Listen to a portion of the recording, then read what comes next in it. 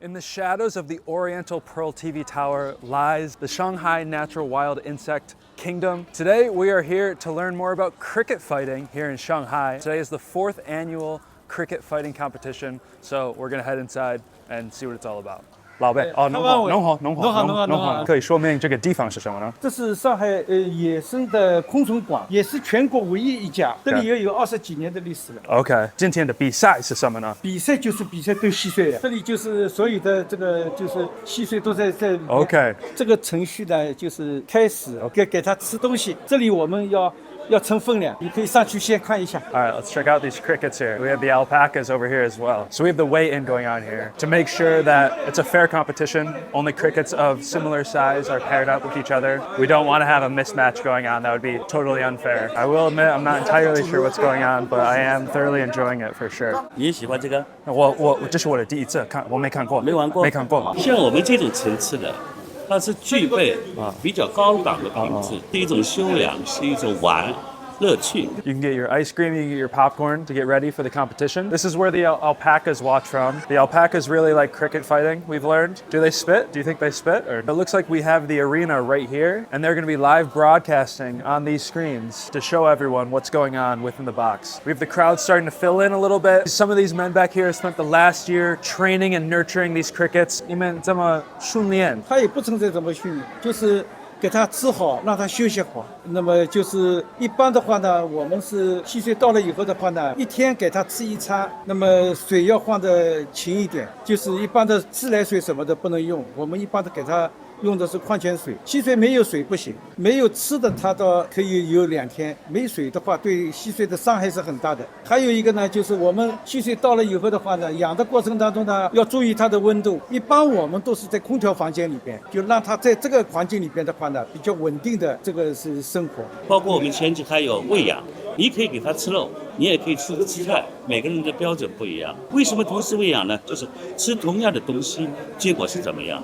最好达到共同的一个食品或者营收，它有一定严格的规定，也就是说这是行业当中的一个规则，所以我们必须按照规则去做，公平的事就做。它这个价格大概是在一般的10块钱、25块钱、50块钱、几百块钱都有，最贵的话每年都是几万块钱都有。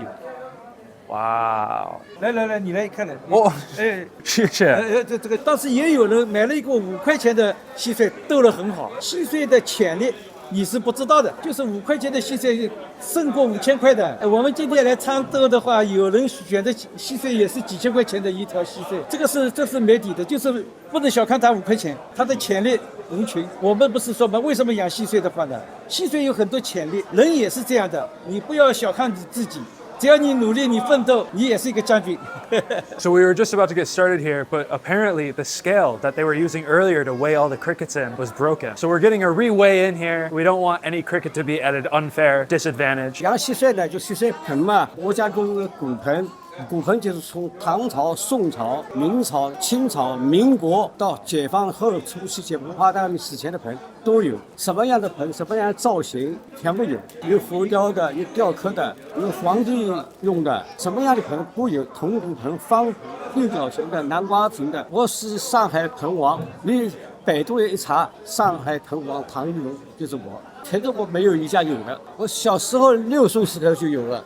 6岁开始喜欢玩蟋蟀，一直玩到现在没停过。我有一个电视采访，中央电视台采访上海电视台，他现在已经是72岁的老先生，从6岁开始收藏玩蟋蟀，所以他自始至终对蟋蟀产生了浓厚的兴趣，所以他是上海滩有名的收藏家，也就是蟋蟀盆的收藏家。他喜欢钟爱这个是中国传统文化，从小从斗月饼开始就会，所以呢，希望在昆虫馆呢也是通过这个活动呢，让更多小朋友从来没看到过的，可以看到的。为什么大家喜欢玩这个蟋蟀的话呢？蟋蟀是有一个一人的那种精神，他是打不过你，他不跟你打，没打以前，他一定会认认真真的跟你争斗一下，然后他输了以后的话呢，他就不跟你斗了。All right, we've gotten underway here at the cricket fighting competition. We're getting a little closer and show you a little more about what goes on here. So we're getting a change of the crickets right now. We have a new match starting. So as you can see right here, we're getting new crickets being put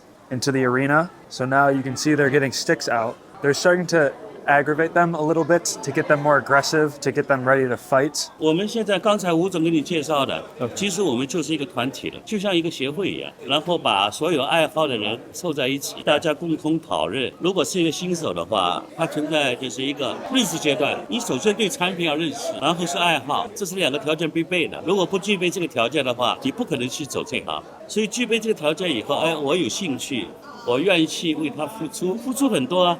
我们养蟋蟀养了几个月了，每天的喂食啊、打理啊都是需要的。可以说明那个规定是什么呢？规则是什么？比赛的规则，你这里可能人多一点，你这里。可以，这个可以，好。他不接受你，他以为你在给他吃东西，不给他吃。今天我们这里斗的话呢，它的过程当中呢，就是呢，首先我们要斗几个蟋蟀。我们这次是总共8个队，每个队的是8条虫，8个蟋蟀开始要斗。一般的情况下呢，赢了以后。输了以后的话，这个蟋蟀我们不会再斗了，我们要养起来。很多人呢，就是输了以后的话，这条蟋蟀也不会用了，我们只看重英雄。这里8个队，每个队是8条虫，64，整个配对的话呢，就是对半分的。这个就是叠在那里的话，就是选能够斗的。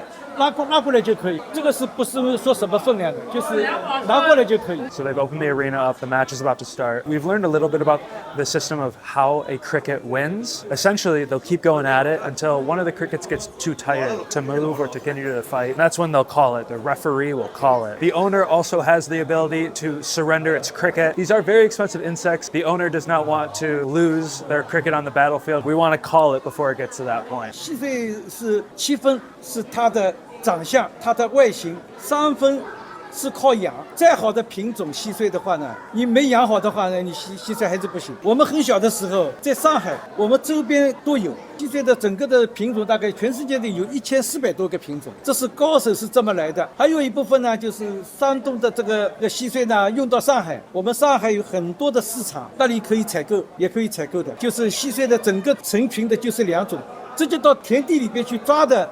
不多，我们现在这个蟋蟀都是山东过来的，就是比较厉害的。地方政府呢，对于这个蟋蟀的这个整个的让它生存环境呢，也是很重视的。蟋蟀这个全世界都有，那么就是我们这里是哪个厉害的，选哪一个地方的，那么就是山东。8月1号到8月10号，我们会到山东去采购这个蟋蟀，原产地在哪里？那么这个季节的话呢，整个的天气比较热，给它吃的东西呢也容易坏，那么就是我们放食的话呢，就是给它吃东西的时候放下去，给它食的时候呢，不要时间长。玩蟋蟀的话呢，在中国这个整个的历史上的话呢，它是上到皇帝，下到老百姓。全部玩的东西，就是上海的文化还是别的地方也有？这是全国的文化。中国的唐朝蟋蟀这个已经盛行了。那么一路上来的话呢，到了我们的宋朝的话呢，那就是玩蟋蟀的人很多。我成立了一个博物馆，可以免费参观的，有机会可以参观我的盆。现在这个历史呢，它是一般是从宋朝南宋开始有蟋蟀盆了。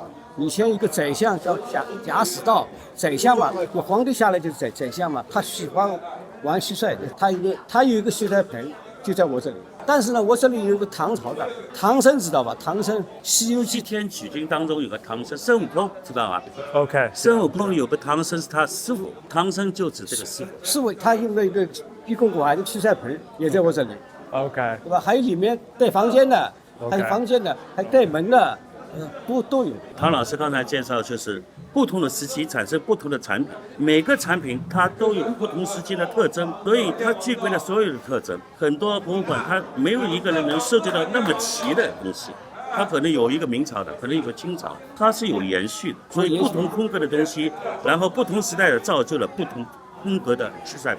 黄埔就徐家汇路518号20楼西座，但是要预定了。需要有特殊要求的，可以预定我们唐老师或者跟我联系，我帮你去安排参观时间。上海画蟋蟀的人很多，很多人就参与到画蟋蟀的这个上面来了。这个是一个文字介绍这个蟋蟀。OK。那么一字一文这个都细碎的。希望以后中国的传统文化能够多接触一些，蛮好的。好好的，可以，谢谢。走啊，好，谢谢你，老师，谢谢你。